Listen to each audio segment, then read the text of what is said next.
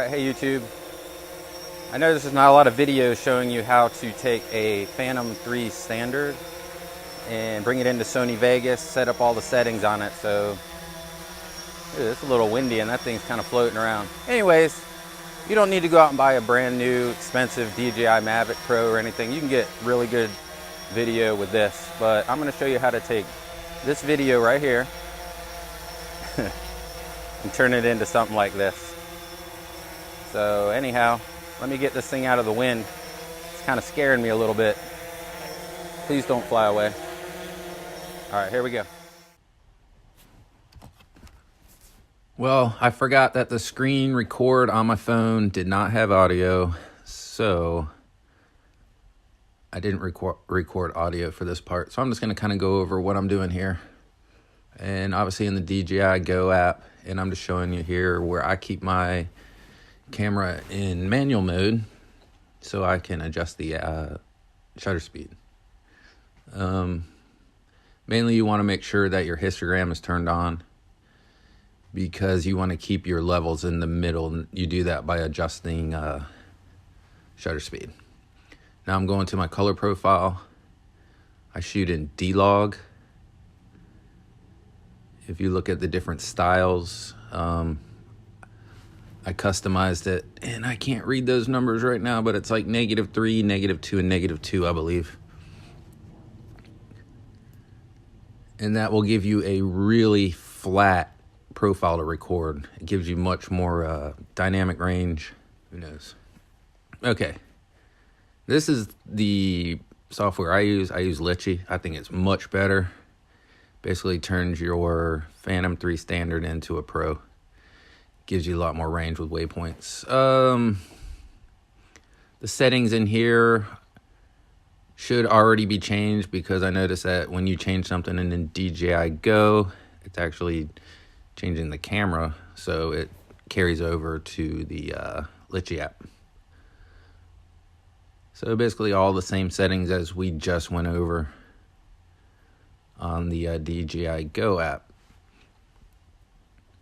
All right, let's head over into Sony Vegas and I'll show you how to set Vegas up to edit this video here. Okay, so hopefully you set your camera on your Phantom up correctly. If you set it up the way I did, then your footage will look like this right here. I went out and shot this over the ocean the other day. It's just stock footage, log profile, and this is how it comes out if you set the camera up the way that I showed you a little bit ago. Okay, so what I like to do first is make sure you're on I am on a really slow old laptop. This might not even work with the screen record, but I'm going to try. So I like to first put it on best. I'll tell you why. So I'm going to really get just a little portion here in the middle, but I'm going to go ahead and show you how to color correct this. Quick, easy way to do it before I crop it a little bit. So basic footage right here. First thing we're going to do is we're going to go to Video FX, bring your brightness and contrast default down. Oh, one thing I need to let you know, most importantly. Man, this is really slow. You want to bring up your color grading scopes. And how to get there is you go to View, Window Layouts, bring up your color correction tools. And the reason you use this is when you're color grading and adjusting brightness and contrast, it's a lot easier to use I like to use the histogram here, because you'll notice when you bring a video shot in log file, since it was a flat profile, you're not getting your spikes on your darks or your highlights, and that's why we shoot in log profile. It's a lot easier to work with. Okay, so where were we? We were doing brightness and contrast. Okay. What I'm doing here is I'm going to increase contrast, and you'll notice the histogram slowly spread out there. All right, let's see what we're getting there. So I'm gonna keep pulling this contrast out. I don't want to go too much here because we're gonna adjust the ends there with the color curve. But stretch your contrast out, adjust your brightness to where you're right in the center of this histogram. It's where you want to be. Okay. Next thing we're gonna add is three things we're gonna add to the video. It's quick. Start with the brightness and contrast, and you're gonna bring a color curve in. Just do the default. Now here what we're doing is we're going to grab this. This is your shadows and your highlights. We're going to come to the shadow side and we're just going to drag this down. If you watch the histogram start to spread out, we're just going to kind of bring it closer to the end there. You don't want to go all the way to the end because then when you your shadows will be too dark and your highlights be all washed out and overexposed. So this is kind of what I'm looking for. I wish it was a little bit, a similar shape on the end here, but as you can see, it's already looking better. There's the original. That's with 2 simple corrections. Okay, the last thing I do to all my videos is bring in a color corrector. As you can see, I have all my presets that I like to use, but for sake of the video, we'll just bring the default in. Now, your color correcting is all personal preference. You can now come in and adjust your colors. What I like to do on most landscape shots or anything, I'm going to bring my lows down just a little bit into the blue. Don't worry about too far because we're going to adjust the saturation a little bit. And since this is the ocean, normally I would go a little green.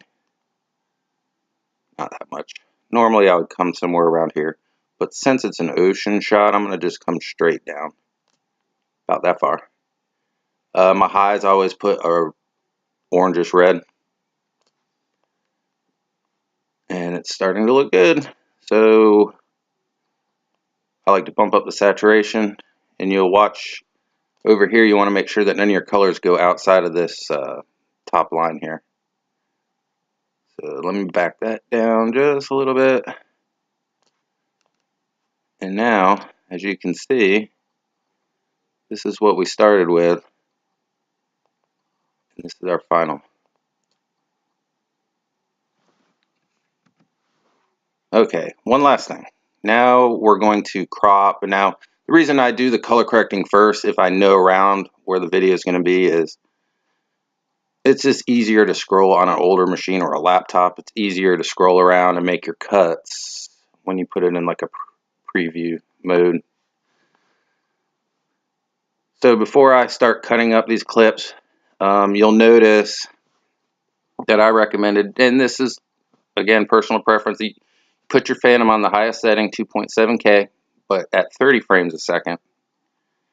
I make all my videos in 24 frames a second. So what we need to do, and what I think looks good, is we need to slow it down to match.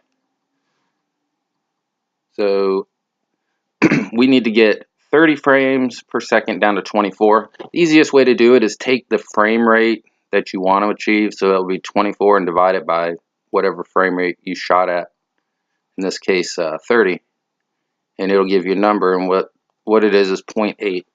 So that's what we need to slow down this clip to match the 24 frames per second. And that'll give the video just a not really slow motion effect, but just enough to kind of make it look more natural. It gives you a little bit of a blur. So let's just take a little piece here.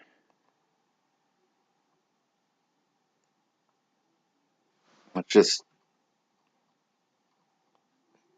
take about this much, and this is just a little tutorial, so we'll make it short.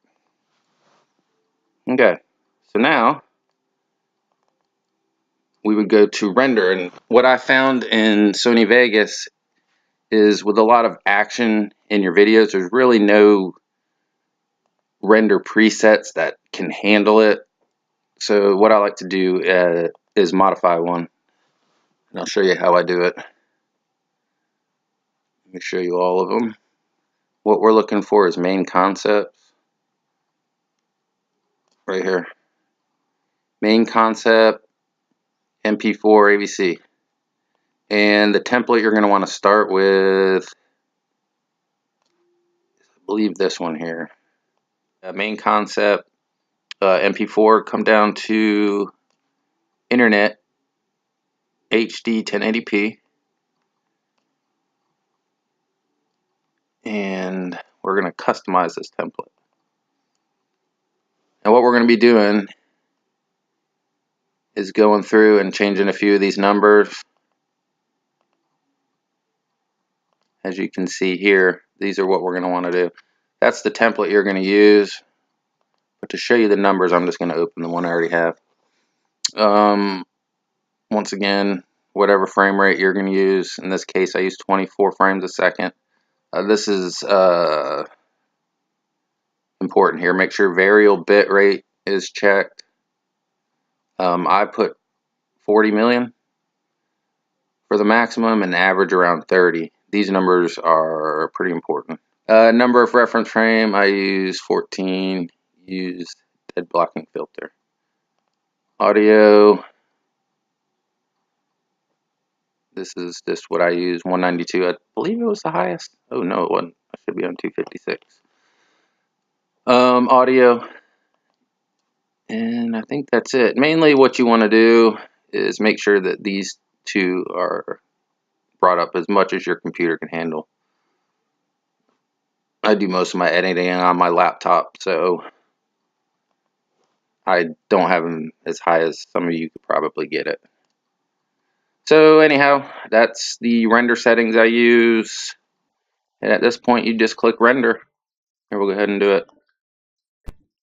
All right, well, I hope this video helped somebody.